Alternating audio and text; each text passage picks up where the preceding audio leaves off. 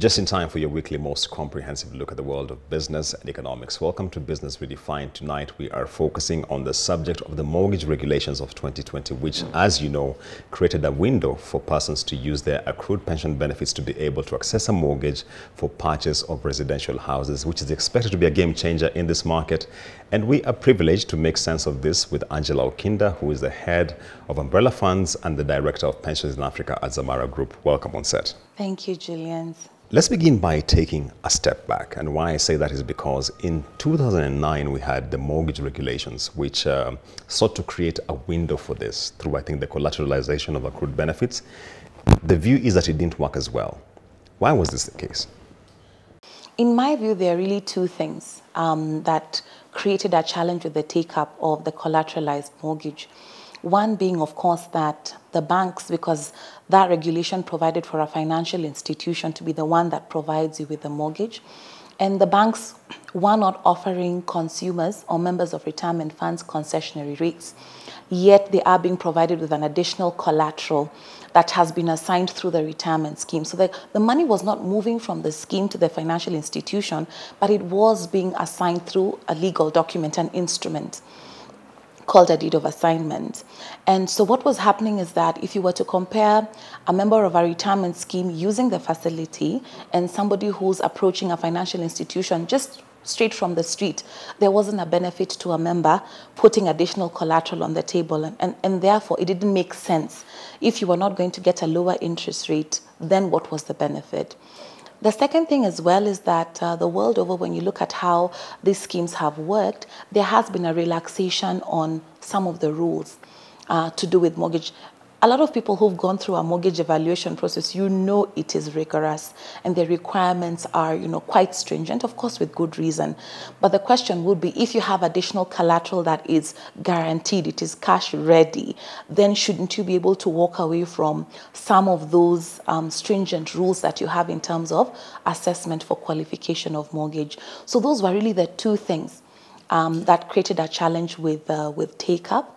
And our view was that it would have been good to revisit those and see how perhaps the financial institutions and trustees of pension schemes can work together to make that particular solution work better for consumers. Let's look at the situation right now in light of the regulations now of 2020. And the provision is that I could access up to 40% of my accrued benefits, or capped at 7 million shillings towards the home purchase. How much of a game changer do you think this will be when it comes to home ownership in Kenya? So when you look at the 40% or the cap of 7 million, the question would be, currently as we speak, how many Kenyans have savings in a retirement scheme that would enable them to be able to afford the cost of a market value of a home at 7 million shillings or less? And if you were to look at the cost of a house, or even if you were to construct it on your own, you're looking at 1.5 to 2 million shillings, let's say, if you were to be very cost conscious. That 40% would then mean that a member has, on average, 6 to 7 million shillings in their pension scheme, which is not the demographic of member saving in pension schemes today. The level of savings is quite low. And so the biggest challenge would be, while you want these members to benefit, it is unlikely that their 40% will give them enough actual cash that they can then convert that immediately into a home. So that would be one of the things. I think the other thing in terms of impact would be for retirement funds today. The current market is about 1.3 trillion shillings in savings, which is about 16–17% of the GDP. Pension schemes, Julian, as you well know, are one of the largest institutional investors in the market today, the NSE, or as well government securities. So when you talk about a solution that is going to convert from securities into actual cash, it is a game changer, because today, if this was implemented and all the money was pulled out at a go, you would definitely see an impact on the stock market. You would definitely see a cash out of government securities, and you would see something happening on the cash flows. So the impact would not just be in terms of owning a home, but it would also be an impact in terms of our financial markets today. Someone is watching this from home, and the question is, I'm a member of a scheme. I want to take advantage of this. Walk us through how the typical process looks like. So when these regulations were passed in mid-September, there was a provision that the Board of Trustees were given 12 months to implement it. So today, as a member, the first point is if you want to use it, first you have to ask, is it immediately available or not? Or are your trustees still going through the motion of setting it up? Number two, have you identified that particular unit that you would like to acquire? The due diligence does not go away because there's a board of trustees. You know, you still on an individual level would have to have some questions that you have asked about that. And then, of course, do you know what is in your pension benefits? Because you could be saying, okay, I want to buy this, but then the question is, will the 40% be the thing that gets you there? So once you've identified your unit and you have a reasonable assessment of financially where it sits, you would then now need to come back to your pension scheme and then find out what does that 40% look like. If it's a defined contribution scheme, that's a little bit easy. The only qualification is the unremitted contributions. But on the defined benefit schemes, there would need to be some work that's done by the actuary to give you that value. Once you get to that stage, you would then now put in your application in line with what the Board of Trustees of your scheme will have decided. And they will then put additional minimum requirements. So you would have to go through an assessment, and it would then be up to them to decide, do you qualify for this or not? Typically with any homeowner purchase, there's an assessment, and then there's a letter of offer. And on that letter of offer, you then get terms. And then the next step would be the disbursement of funds and the title. Now, when we get to the stage of the title, the regulations provide that the Board of Trustees must encumber that title. And by encumbrance, it means that they basically, if I would explain it in an easier way, like a bank, they charge that, such that tomorrow, if a member wanted to trade with that asset or sell it, they will not be able to because it has an obligation. Again, this is one of the, can I say, the areas in the regulations that has created a concern. Because remember, in this particular case, this is not a loan. This is actually a cash outflow from the scheme. And so boards of trustees are asking themselves, if I've paid you your money, at what point do I have a legal interest that allows me to encumber a property that belongs to you? You don't owe me money. You've accessed it. It's like you've taken an advance. It's not a loan. And that's, I think, one of the challenges that we have with the current regulations. At the end of it, after the title has been encumbered, it would then be unencumbered at the earliest of those incidences that I mentioned: retirement, death, ill health, etc. So that would basically be the process. Still on the issue of eligibility, I was surprised when the regulations provided that it will be determined on a scheme-by-scheme basis, because I'd imagined the market regulator would have given guidance to the industry so that there's a sense of uniformity. Did it take you by surprise, or were you expecting what actually materialized? I personally, it took me by surprise.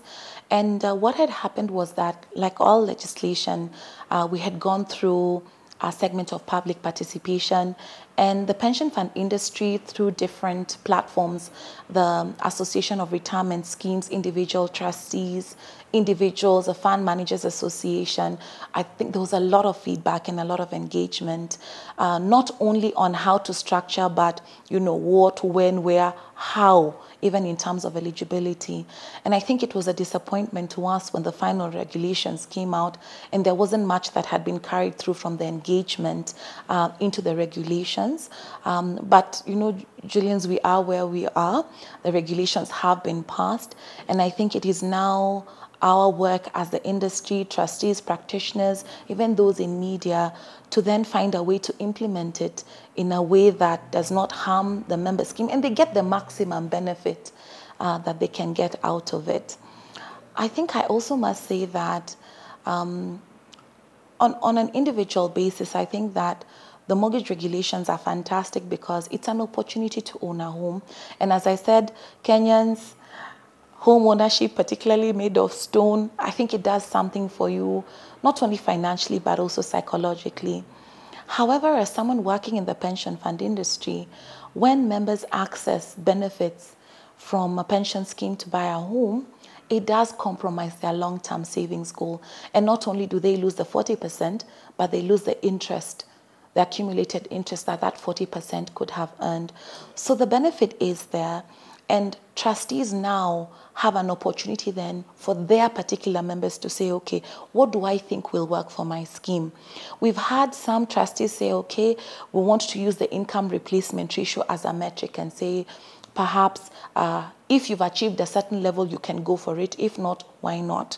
My view is sometimes it is also just better to educate the consumer and say, look, if you go for it, this is the impact that it has on you. This is how much more you will need to save going forward to ensure that your long-term savings are not implicated, because you're going to retire, and there will be no other way for you to provide for yourself if you do not have a retirement savings. So I think to separate the two would be difficult. We have to look at them together and say, fine, the funding can be there, but as you make this choice as a member, you have to have understood the impact it has, and also put in a mechanism to see how you can recover and get back on track with your pension savings. There's a lot of hue and cry out here. When you read the mortgage regulations, persons who are constructing their own houses have been locked out of this. They're not able to access that 40% or maximum of 7 million to facilitate their construction. And this has sparked a lot of outcry out here. Why do you think this is the case? Why were they locked out? I think that what's been happening in the construction industry is that you'll find that the quality of construction depends on the quality of the commitment of the developer. And while, of course, I appreciate that when you do your own construction, the costs are markedly cheaper, it does mean that if you were an implementer of this regulation and construction was included, then the onerous responsibility in terms of due diligence then grows 2 or 3 times. So I don't think that there's a straight answer, because if today I was a member of a scheme, I wouldn't want to spend an extra shilling if I don't have to. And perhaps there's merit in saying that, could there have been a way that all this expertise could have been provided to then guarantee the quality, as opposed to not putting it all together? But as we said, all new solutions, all new products are never 100% on day one. And I think this is some of the feedback that we need to keep giving. I see. And that point by Angela Okinda takes us to a short break. Business Redefined will be back with a conversation focusing on the mortgage regulations of 2020. Stay tuned.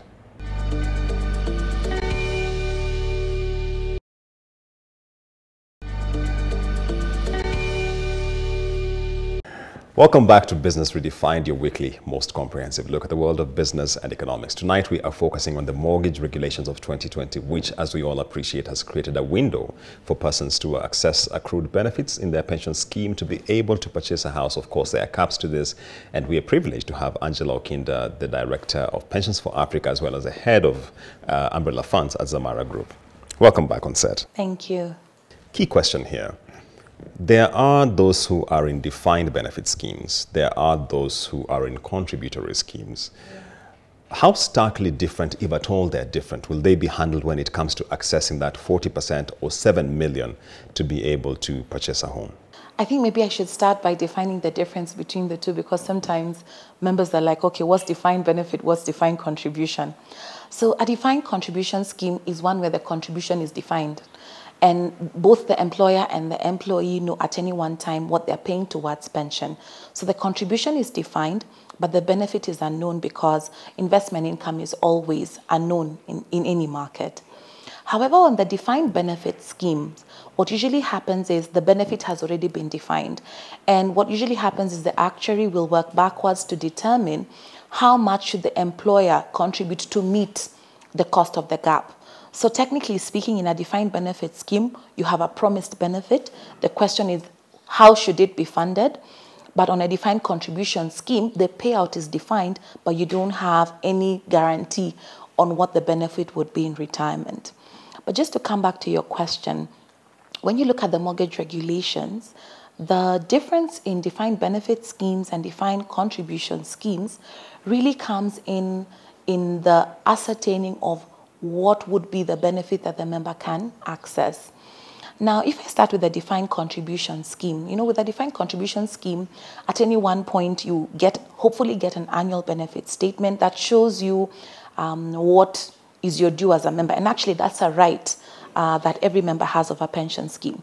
So in a defined contribution scheme, it's easy to go back and say, my last statement, let me look at 40%, and that will give me a sense of what that would be.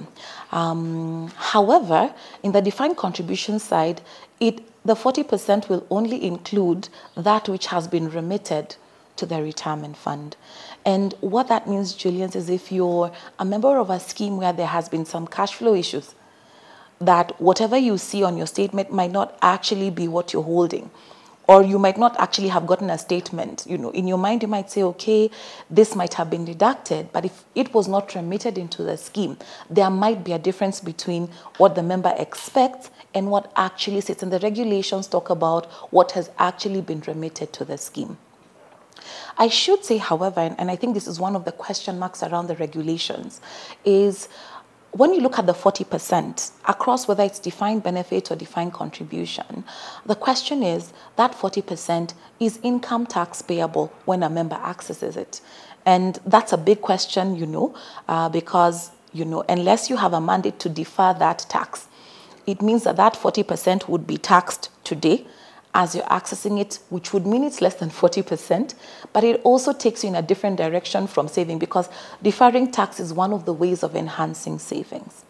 If I come to the defined benefit side, defined benefits by their nature are calculated by an actuary, and usually a defined benefit scheme, you have a formula that has an accrual formula, then it has years of service, and it has salary. All of those very strictly defined in the trust deed and rules. So when you look at the definition, it says that this 40% has to be determined by an actuary, because the actuary would then have to determine the value of your pension benefit at the point that you are applying. On the defined benefit side, the regulations also go a step further to qualify and say that this depends on the funding level of the scheme. Now, funding levels for schemes depend. It's not just about contributions, but it's also about performance of investment markets. So you could find a situation where a scheme, the total assets of the scheme perhaps cover the assets by 80%. So the liability is higher than the asset, which means that the scheme is underfunded, and it means that that will now have to be put into consideration when we are computing your 40%, because you cannot get more than what the funding level would be. So when you look at the differences, it's more about how that benefit would be determined. This amount that we're seeing is the 40%. And as I said, of course, the issue of taxation. But in terms of the process thereafter, we wouldn't expect to see much different in terms of defined benefit schemes and defined contributions. Angela, when the mortgage regulations first came out, there was a lot of concern around the claim that they were discriminatory. And let me explain that. The definition of an institution, correct me if I'm wrong, is tied up to banks, microfinance institutions, SACCOs, the National Housing Corporation, and therefore a number of developers or players in the development space are locked out of this definition. Is it still the case? I think in some way, yes. Some ways, no. For instance, we now know that, for instance, property funds have been included in that definition. So those who are running property funds in the market have an option, but I think there's still a challenge around private developers. As I said, with all this, you look at it both ways. Is the motivation good? I think the motivation is to try and protect the member. And when you look at our market, I would say in the last 10 years, you've had huge private developers having challenges with, offtake of that, quality. So I think, as I said, the intention might have been to protect. However, what it does mean is that members have fewer options. And particularly in an area where you're saying they cannot construct, then members are saying, so what options are you giving me? In my view, anything that provides more choice creates more work on the board of trustees, because they have now been converted from people who are looking at pensions to people who now have to be like a super credit financial institution, which again is something else. That's a conversation for another day. I'm in two schemes. The one facilitated by my employer, then I have a personal pension scheme. How am I handling this situation where I want to access the 40%, especially if you consider that the rules prescribe that each scheme will come with its own eligibility requirements? Yeah. Well, we don't have an answer to that yet. The regulations only say that in the provision of this, the trustees have to keep in mind that you could be the member of another scheme, but it doesn't take away the rights of the trustees of that scheme from implementing. One of the things that members could do, particularly if the scheme that you're in is one of them you're currently working, you could actually transfer your benefits from one scheme to another. Of course, in the event that the scheme you're currently participating in could have more beneficial terms or rules than the other. You could also look at personal pension arrangements where if your personal pension scheme has more flexible terms or rules that make it work, then perhaps you can transfer monies, of course, for where you would have left employment. Where you're currently working, you can't do that to save. The other thing I need to say, which is in the regulations, it does provide that in the event that you have a couple married, that the trustees, and it's very broad, it says they need to find a way to ensure that if yourself and your spouse are buying a home, that somehow your accrued benefits can be looked at in totality. So I think that is a plus, because then it allows people who are married, it doesn't say spouses, it says spouse, so I'm assuming it means one.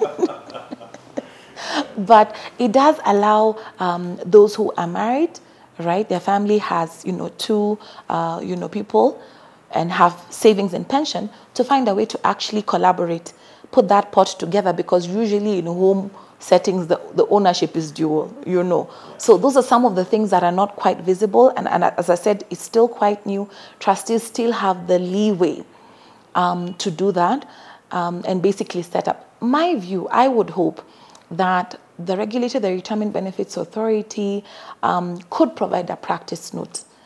Practice notes are issued not as part of regulation, but as a way of setting some guidance in the market. And that would go a long way, because when you look at the 1,300 plus schemes, each board of trustees, you don't want to duplicate efforts. You could find that there are gaps, So if there was a way that, if it is not even regulatory driven, but market driven, where we could come up with some basic standard that everybody can subscribe to, I think that will go a long way towards helping boards of trustees manage this particular benefit.